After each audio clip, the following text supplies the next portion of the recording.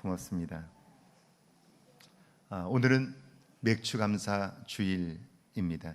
이스라엘로 보면 이 시기는 밀을 추수하는 시기입니다. 그런데 한국에 와서 맥추절, 보리를 추수하는 감사절기로 지키고 있습니다. 그런데 사실 밀이냐 보리냐 하는 것은 그렇게 중요하지 않습니다. 왜냐하면 하나님께서는 생명이 살아가는 데 절대적으로 필요한 곡식을 심고 추수하는 시기마다 감사하도록 그렇게 명령하셨기 때문입니다.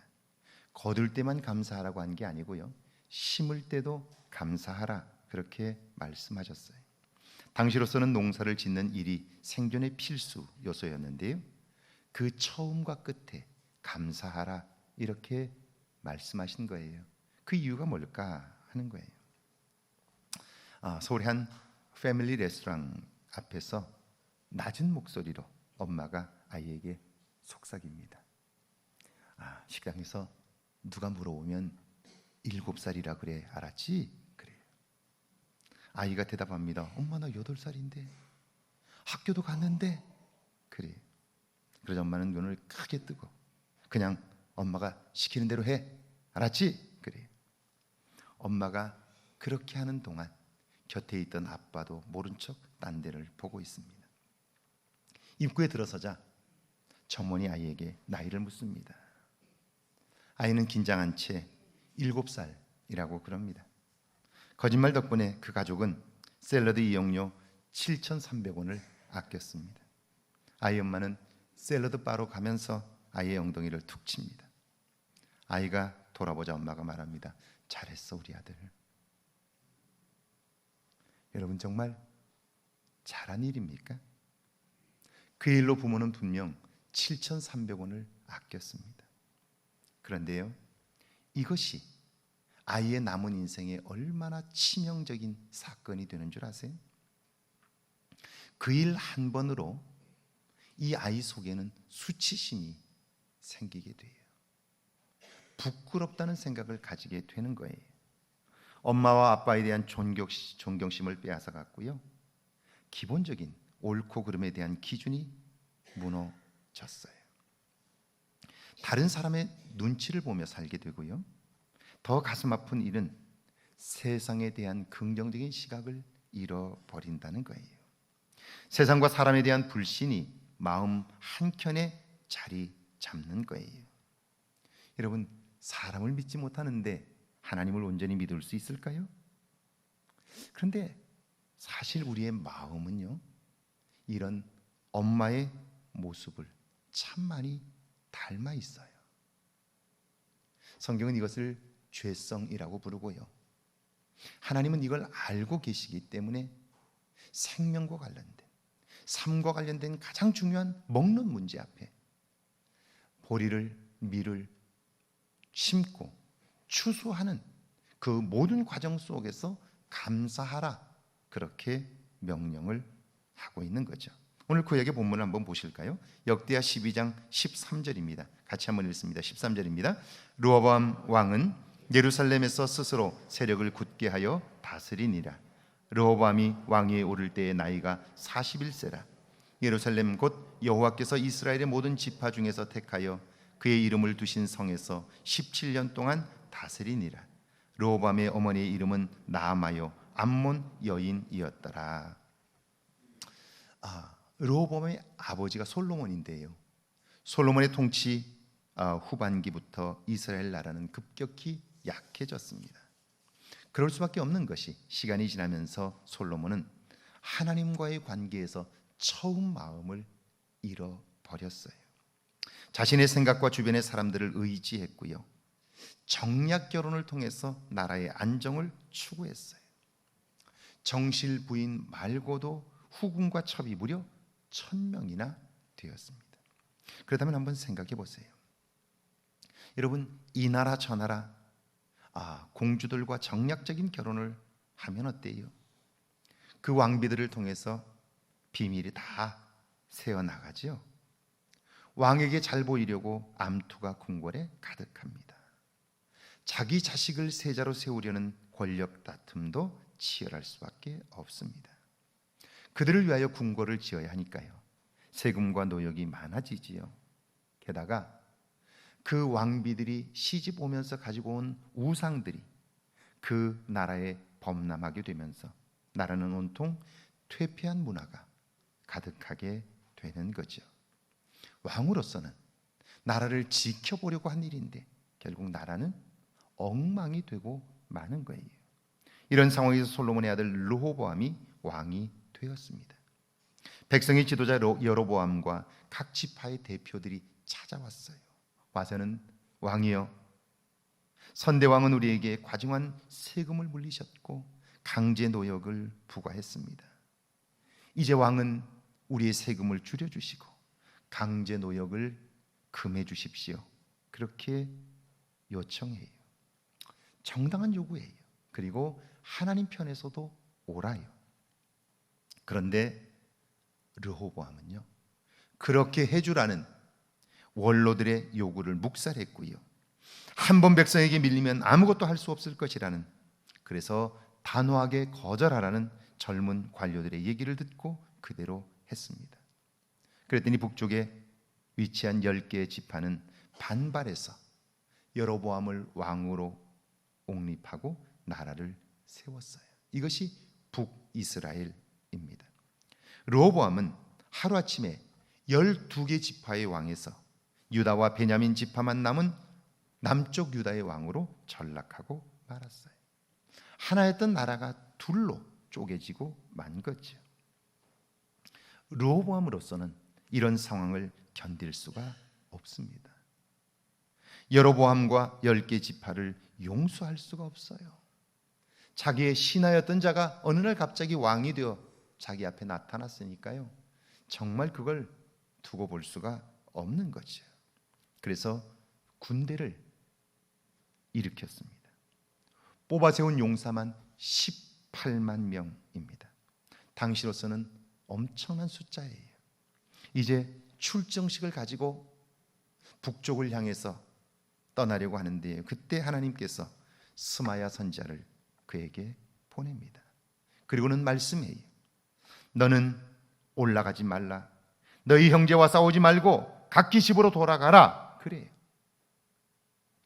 모든 출정을 다 마쳤어요. 무장도 다 했고 이 전쟁을 치를 만한 군량미도 다 확보했어요. 이제 나의 명령으로 출정을 하는 거예요. 그런데 하나님이 하지 말라는 거예요. 여러분, 르호보암이 화가 나고 견딜 수 없어 할 때에 그의 내면에서 어떤 소리가 들렸을까요? 저놈들을 그대로 둘 거야? 지금 밟아버리지 않으면, 이제 나라를 세운 지 얼마 되지 않았으니까 저들은 지금 오합지졸이야.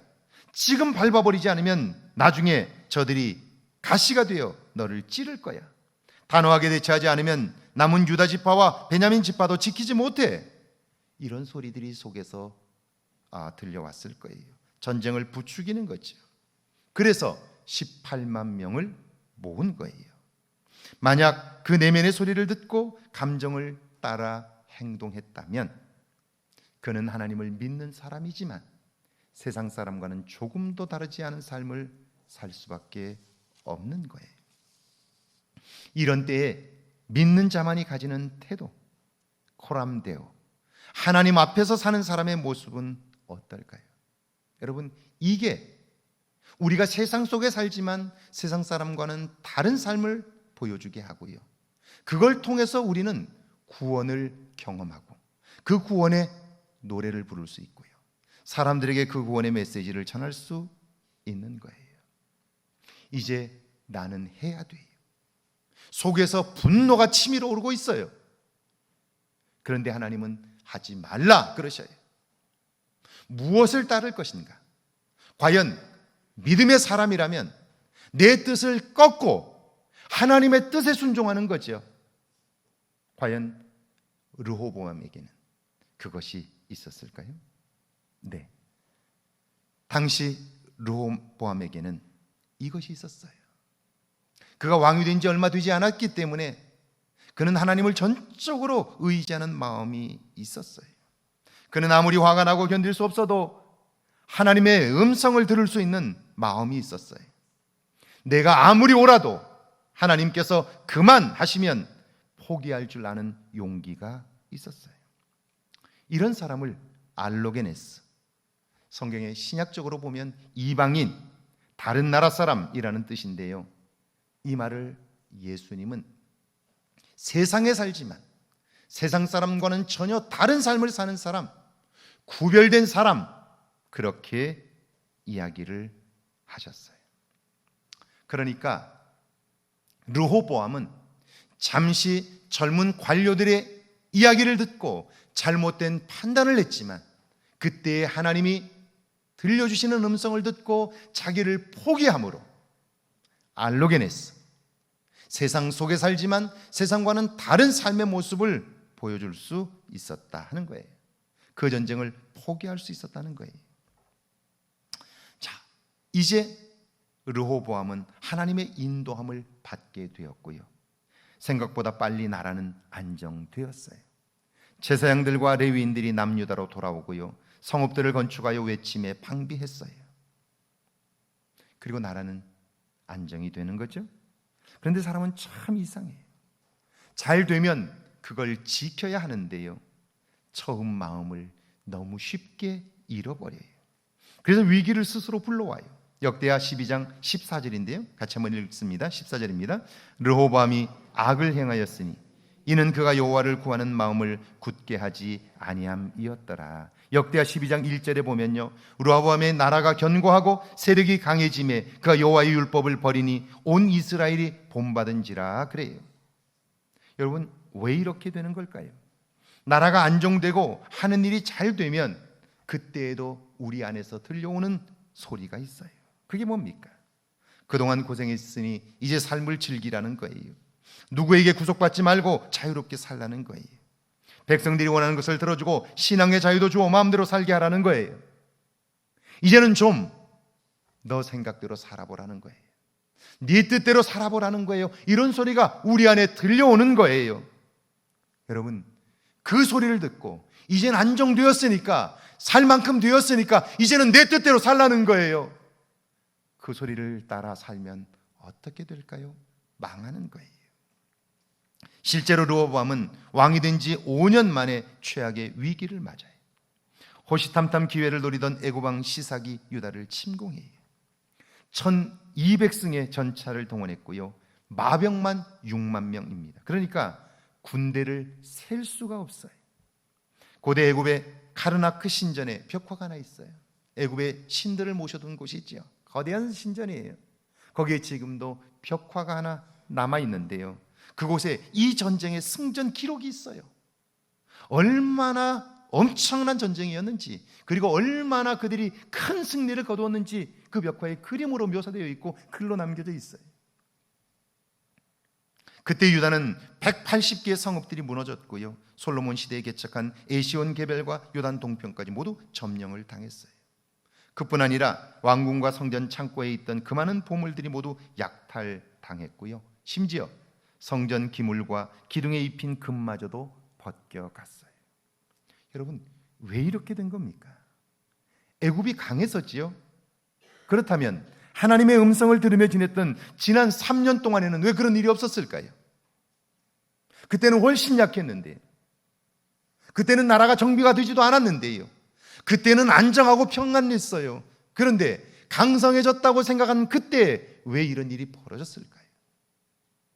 이것은 단지 애굽이 강성해서만은 아니라는 말이에요. 지난 2017년 미국의 유명한 방송인 오프라 윈프리가 스미스 칼리지에서 연설을 했습니다. 그는 졸업하는 학생들 앞에서 이런 이야기를 해요. 시골의 작은 방송국을 전전하던, 정말 이름도 없이, 저도 그 지역을 잘 알아요. 조지아주의 바로 위에가 테넷인데요, 그가 테넷이 한 시골에서 방송국에서, 라디오 방송국에서 방송을 했어요. 시골이에요. 지금도 그 시골에 방송국을 전전하며 살았던 자신이 어떻게 오늘 이 자리에 오를 수 있었는지 궁금하지 않느냐고 물어요. 오프라 윈프리의 영향력은 대단해요. 그가 만약 자기 프로그램에서 책 한 권을 소개하면 그 책은 그날로 베스트셀러가 돼요. 그의 말 한마디의 영향력은 엄청나요. 어떻게 그가 무슨 정말 좋은 대학을 나온 것도 아니고요. 그가 무슨 좋은 집안 사람도 아니고요. 내세울 건 아무것도 없어요. 그런 그가 어떻게 이런 엄청난 자리에 오를 수 있었는지 그게 알고 싶지 않느냐고 학생들에게 물어요. 그러면서 놀라운 두 가지의 이야기를 했어요. 여러분 정말 잘 들으시면 좋겠어요. 이 이야기를 듣고 마음에 담으면 여러분의 삶의 세대도 달라질 뿐 아니라 제가 확신컨대 여러분의 자녀들 세대는요 분명 새로운 삶을 살게 될 거예요. 이렇게 살았던 한 사람의 진실한 고백이에요. 그는 두 가지를 얘기했는데요, 우리가 사는 이 세상은 마치 정글과 같다는 거예요. 강자만 살아남고 약자는 두려워 떠는 거죠. 이런 세상에서 어떻게 살아남으며 성공적인 삶을 살 수 있느냐는 거예요. 첫째는요, 그는 중요한 결정을 할 때마다 내면의 진실을 따랐다 하는 거예요. 눈앞의 현실이 아니에요. 내 안에서 들려오는 소리, 내 안에 좌정하신 하나님의 음성이지요. 그 소리에 귀를 기울였다는 거예요. 그래서 늘 나를 향한 하나님의 방향에서 벗어나지 않은 거죠. 그 길을 묵묵히 갈 수 있었던 거죠. 우물을 판다면 한 우물을 계속해서 팔 수 있었던 거예요. 힘들고 어려워도 바위가 나와도 계속해서 그 자리를 뚫을 수 있었던 거죠. 그 내면의 소리를 들었기 때문이에요. 두 번째는요, 그 내면의 소리가 여러분 잘 들릴 때도 있고 들리지 않을 때도 있잖아요. 어떻게 그 음성이 매번 잘 들릴 수 있었을까? 그 얘기를 해요. 그는 말하기를 그 내면의 소리는 신실하게 신앙생활을 할 때 더욱 선명하게 들려왔다는 거예요. 내가 조금 성공한 것 같아서 내 관심을 따라 살고 내 마음을 쫓아 살고 눈앞의 현실을 쫓아 살게 될 때는 내 내면의 소리를 들을 수가 없었던 거예요. 그런데 내가 신실하게 믿음 안에 살려고 하나님이 나에게 주신 계획이 무엇인가, 하나님이 무엇을 기뻐하실까를 생각하면서 신실하게 믿음 안에 살고자 할 때 내 속에서 하나님의 음성은 선명하게 들려왔다는 거예요. 그래서 그는 결론으로 이렇게 말합니다. 내면의 진실을 따라 영적인 삶을 사십시오. 이것이 이 시대 성공적인 삶의 비결입니다. 그래요. 수단과 방법을 가리지 말고 성공해야 한다. 목적을 위해서라면 수단과 방법은 희생해도 좋다. 어떻게 살아도 좋다. 뭐로 가도 서울만 가면 된다. 우리는 그렇게 배웠어요. 그런데 오늘 이 시대 모든 사람이 존경하고 모든 사람이 인정하는 그의 말은 달랐어요. 내면의 소리를 따라 살고요, 그리고 신실하게 믿음 안에 살고자 할 때 그 내면의 소리가 더욱 선명하게 들렸고 이것이 결국 내 인생을 성공으로 이끌었다 하는 거예요. 오늘 신약의 본문을 보실까요? 누가복음 17장 11절에서 13절인데요 같이 한번 읽습니다. 11절에서 13절입니다. 예수께서 예루살렘으로 가실 때에 사마리아와 갈릴리 사이로 지나가시다가 한 마을에 들어가시니 나병 환자 10명이 예수를 만나 멀리 서서 소리를 높여 이르되 예수 선생님이여 우리를 불쌍히 여기소서 하거늘. 여러분, 오늘 예수님을 만난 10명의 나병 환자, 그들에게 믿음이 있었을까요? 잘 읽어보면 그런 것 같아요. 왜냐하면 믿음이 없었다면 제사장에게 가서 너희 몸을 보이라 했을 때 즉시 가지 못했을 거예요. 그러고 보니까 그들이 예수님을 선생이라고 불렀는데 이때 선생이라는 말은 성경에 쓰여진 아주 독특한 단어예요. 제자들이 예수님을 부를 때 썼던 단어, 거기에만 국한해서 쓴 거예요. 보통 사람들이 예수님을 선생이라고 부를 때는 가르치는 자라는 뜻이에요. 그런데 이때 제자들이 불렀던 선생이라는 단어는 전혀 다른 차원의 단어예요. 그러니까 제자들은 예수님을 주와 그리스도로 믿는 사람들이었죠.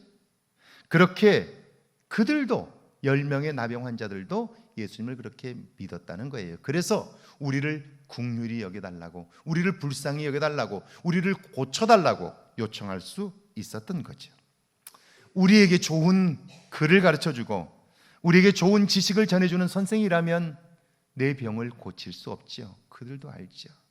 그래서 예수님이 내 병을 고칠 수 있는 나의 구원자가 되신다. 그들은 그렇게 믿었던 거예요. 그래서 도움을 요청한 거예요.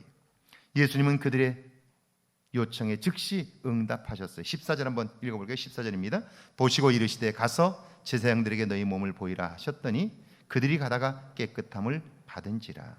예수님은 처방을 내리셨고요. 그들은 치유를 받았어요. 이제 모든 문제는 해결됐죠. 질병에서 나음을 입었으니까요. 구원을 받았으니까요. 그래서 대부분의 사람들은, 아니 거의 모든 사람들은 거기서 끝나요. 나의 문제가 해결되었으니까 이제는 더 이상 그 일에 관하여 신경 쓰지 않아요. 잊어버려요.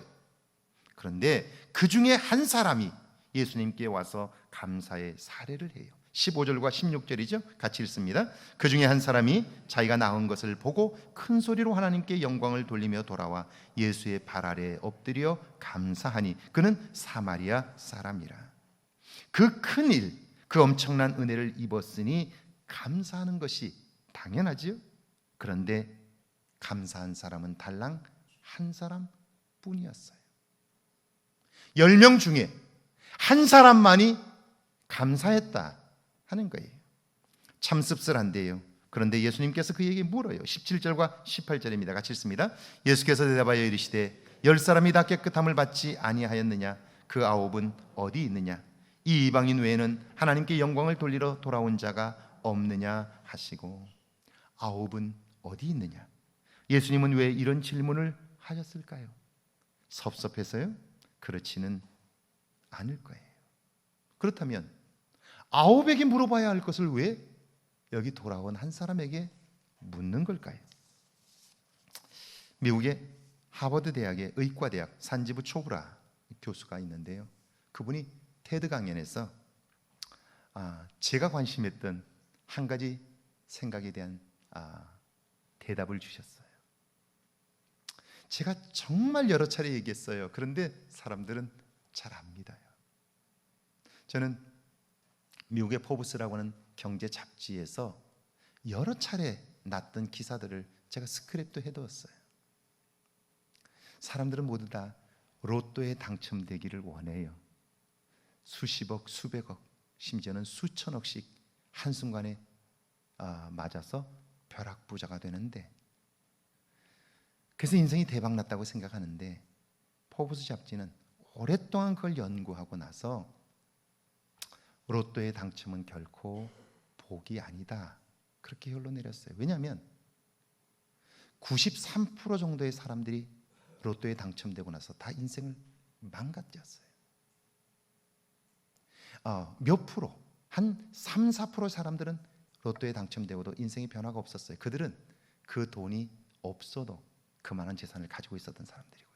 그러니까 거의 전부는 다 로또에 당첨되면 인생이 파탄 나는 거예요. 그러면 로또에 당첨되기를 바라지 말아야 하잖아요. 그런데도 불구하고 사람들은요, 한번 맞아봤으면 좋겠다, 그렇게 생각하는 거예요. 나중에 그렇게 된다고 다 말해도 그래도 한번 되어봤으면 좋겠다, 그런 생각을 하는 거예요. 자, 그럼 왜 로또에 당첨이 되면 인생이 파탄 나는 걸까? 이유가 뭘까? 저도 궁금했어요. 그런데 이 산지부 초보라 교수가 로또에 당첨된 사람들이 불행해지는 이유를 아주 명확하게 밝혔어요. 여러분, 복권에 당첨되면 얼마나 좋겠어요. 대저택을 구입하고요, 멋진 자동차를 타고요, 전 세계 여행도 마음껏 다니니까 더 이상 부러울 것이 없겠지요. 너무 좋겠죠. 생각만 해보세요. 얼마나 좋겠어요. 그런데 문제는요, 그런 행복감이 결코 오래가지 못한다는 거예요. 큰 집을 사서 들어갔어요. 처음에는 너무너무 좋겠죠. 그러나 한 달, 두 달, 석 달만 지나면 그 집이 더 이상 나에게 기쁨을 주지 못하는 거예요. 자동차를 샀어요. 6억, 7억, 10억씩 가는 람보르기니를 여러분이 탔다고 생각해 보세요. 처음에는 사람들이 와와 그러겠죠. 나도 신날 거예요. 밖에 나가서 하면 사람들이 다 쳐다봐요. 10억짜리 차를 타니까요. 근데 정작 나는 그 차를 타고 나서 1년도 못 가서 그 차가 그렇게 즐겁지 않은 거예요. 이걸 이 초보라 교수는 쾌락 적응이라고 그래요. 쾌락 적응. 사람은 무언가 새로운 것을 얻으면 잠시 기뻐하는데 너무나 빨리 거기에 적응한다는 거예요. 그래서 더 이상 그것이 우리의 삶에 기쁨이 되지 못한다는 거예요. 즐거움이 되지 못한다는 거예요. 금방 익숙해지니까요, 그것이 더 이상 기쁘지 않아요. 그래서 더 나은 기쁨을 얻으려고 돈을 물쓰듯 하고요, 결국 1년이 가지 못해서 파산하고 만다는 거예요. 그런데 쓰던 습관이 있잖아요. 그걸 유지하려고, 지금까지 써왔던 그대로 살아가려고 범죄에 빠지고 마는 거예요. 이것은 10명의 나병 환자들도 마찬가지예요. 처음에는 병에서 나은 것이 놀라웠을 거예요. 기쁘고 감격스러웠을 거예요. 그런데 그게 얼마 가지 못해요. 그러면 어때요? 그것이 즐겁지 않고 그것이 기쁘지 않으면 그럼 얼마 가지 못했어요? 우리는 이전에 섭섭했던 일들이 생각나게 돼 있어요. 아무리 병에 걸렸다고 부모가 자식을 어떻게 내다 버릴 수가 있어? 형제들은 내가 그렇게 고생을 하는데 먹을 걸 한번 제대로 갖다 줬어? 당시 나병에 걸리면 한쪽 구석에 산 귀퉁이에 그들을 수용했어요. 그리고 나오지 못하도록 했어요. 사람들이 접촉하지 못하도록 되어 있어요. 전염될까 봐요. 그래서 식구들이 가서 먹을 것을 그 앞에다 갖다 놓으면 그 사람들이 저 멀리 떠날 때 그들이 와서 그 먹을 걸 가져가고 그러는 거예요. 그런데 형제들이, 우리가 살아봐서 알지만 몇 끼니마다 몇 대마다 어떻게 잘 공급할 수 있나요? 그러니까 질병에 걸린 사람으로서는 형제들에 대한 섭섭함과 미움이 있을 수밖에 없어요. 내가 고생하는데 먹을 걸 한번 제대로 갖다 줬어? 그러면서 어떻게 가족이야, 부모, 형제야? 그는 결국 섭섭함과 미움의 포로가 되어 예전과 똑같은 삶으로 돌아갈 수밖에 없는 거예요. 질병에서는 노임을 받았으나 과거의 삶에 여전히 묶여 있지요. 제가 목회를 하는 동안 정말 많이 봤어요. 이제는 의사가 더 이상 살지 못한다고 했어요. 그래서 할 수 있는 방법을 다 동원해 봤지만 할 수 없는 거예요. 안 되는 거예요. 이젠 죽는 거예요. 그래서 마지막 나와서 하나님 살려주세요, 도와주세요 기도했어요. 그리고 하나님이 그를 살려주셔서 병에서 치유되었어요. 그런데 제가 보니까요, 6개월이 안 가요. 6개월 안 가서 예전으로 다시 돌아가요. 그리고 옛날 그 모습 그대로 또다시 살아가게 되는 거예요. 여러분, 질병에서 노임은 받았으나 과거의 삶에 여전히 묶여 있어요. 그런데 돌아온 사람은 어때요? 감사했어요. 하나님께 영광을 돌렸어요. 여러분, 그가 누구인가요? 18절 한번 읽어볼까요? 18절입니다. 이 이방인 외에는 하나님께 영광을 돌리러 돌아온 자가 없느냐 하시고, 이 이방인, 이 사람이 바로 알로게네스예요.